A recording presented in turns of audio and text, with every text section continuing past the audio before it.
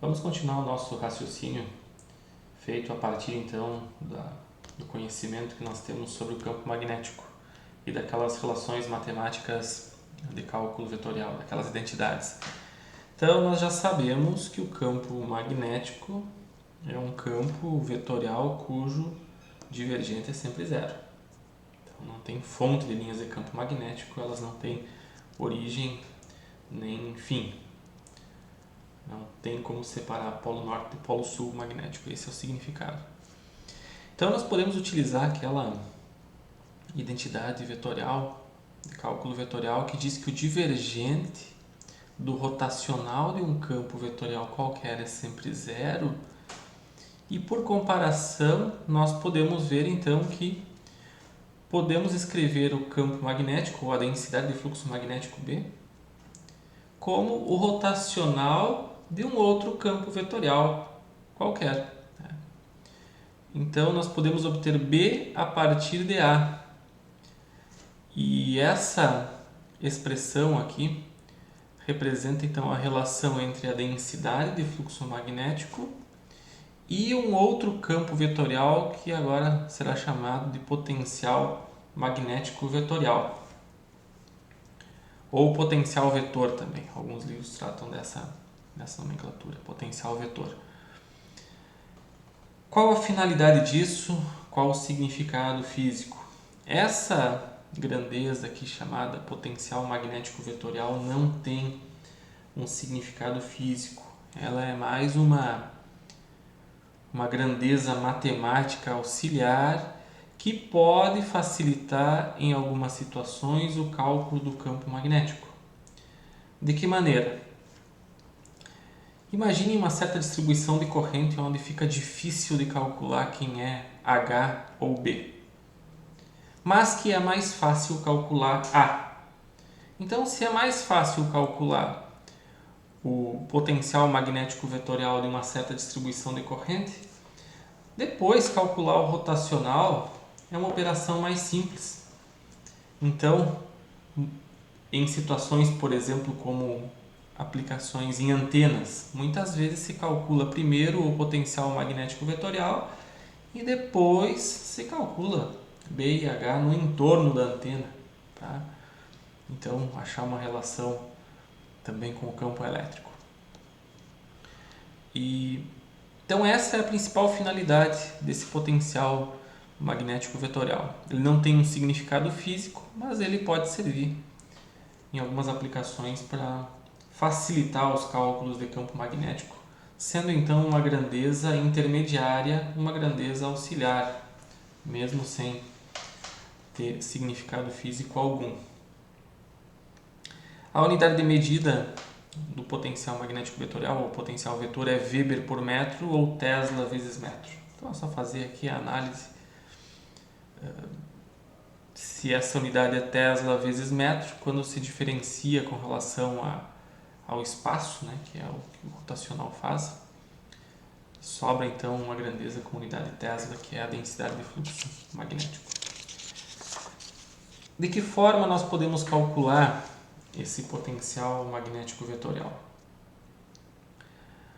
A primeira questão está relacionada ao divergente. Nós sabemos que o rotacional de A é igual a B.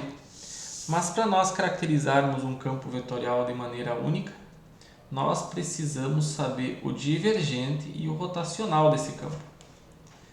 Então essa é a afirmação do teorema de Helmholtz, que então afirma que um campo magnético ou um campo vetorial, para ser plenamente descrito, precisa ser definido em função do seu divergente e do seu rotacional. O rotacional já sabemos como é, mas o divergente pode ser qualquer coisa.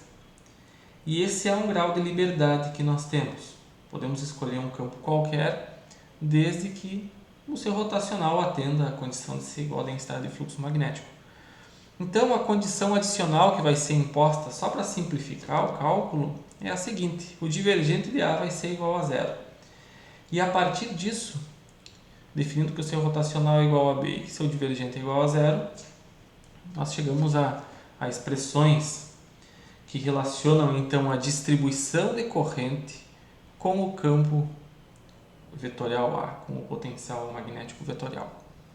Temos aqui então diferentes situações. Se a corrente I for percorrida ou se ela passar por um fio de dimensões desprezíveis, basta nós somarmos a contribuição de cada elemento diferencial de corrente IDL. Nós chegamos então ao valor de A. μ0, corrente, o dl que representa essa corrente percorrendo o fio, dividido por 4π módulo do vetor distância ao cubo. Então nós já sabemos como calcular o vetor distância, sabemos como definir o dl, basta colocar aqui na expressão que se chega na resposta. Se a corrente for em uma superfície, aqui nós precisamos da densidade superficial de corrente, ou aqui da densidade volumétrica, né, do J, no caso se for um volume. Mas as expressões são todas muito parecidas. Nós precisamos então sempre somar as contribuições infinitesimais das correntes na produção desse potencial magnético vetorial. Então essa imposição aqui, ela pode ser relaxada. Nós podemos escolher outras condições divergentes de A que não vai afetar em nada o problema, a resolução do problema. Por quê? Digamos que eu não queira essa situação. Nós queremos um outro valor de divergente, né? Ou nós não precisamos que essa situação seja verdadeira. Nós podemos selecionar, por exemplo, uma solução de A que seja um A' menos um gradiente de um campo escalar qualquer. Esse termo aqui dá liberdade na escolha. Nós aqui fizemos igual a zero, mas ele pode ser qualquer outra coisa. Por quê? Porque na hora de calcular o rotacional da primeira parcela, nós temos um valor diferente de zero, por exemplo. Mas, quando calculamos o rotacional dessa segunda parcela, se vocês lembram lá da operação rotacional do gradiente, esse resultado aqui é sempre zero. Essa é uma daquelas identidades vetoriais. Então, com isso se mostra que podemos escolher um A ou uma linha qualquer que B vai ser satisfeito. Então, nós temos liberdade na escolha desse potencial magnético vetorial, desde que as condições de rotacional desse campo sejam iguais a B. Isso acontece também em outras situações. Se vocês lembram do campo elétrico, o potencial elétrico também tem uma relação interessante com a intensidade de campo elétrico. Por quê? Porque nós podemos somar qualquer constante aqui, que na hora de calcularmos o gradiente dessa constante, o resultado vai ser sempre igual a zero. Então, temos também liberdade na escolha do potencial elétrico, da mesma forma que temos liberdade na escolha do potencial magnético vetorial. E uma outra característica interessante é a seguinte: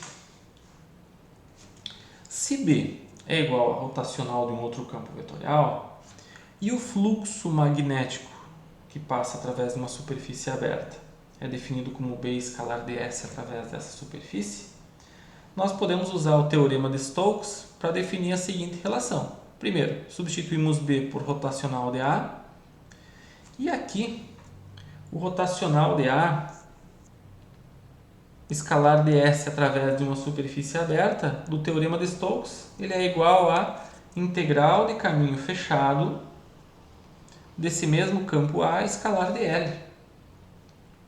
Então, dessa maneira, nós temos o fluxo magnético definido de duas maneiras diferentes. Uma das formas é calculando B escalar ds, que vocês já sabem como funciona, e a outra maneira é se nós soubermos qual é o potencial magnético vetorial A, basta calcular A escalar dl ao longo desse caminho fechado, que o resultado também vai levar ao valor do fluxo magnético. Então vejam como o conhecimento de cálculo vetorial é extremamente importante. Sabendo algumas relações e conhecendo os teoremas de Gauss e de Stokes, nós conseguimos então chegar a várias relações que então mostram como é o campo elétrico e o campo magnético no espaço. A seguir eu vou fazer alguns exemplos de cálculo desse potencial magnético vetorial e também mostrar como se calcula o fluxo a partir dessa nova grandeza.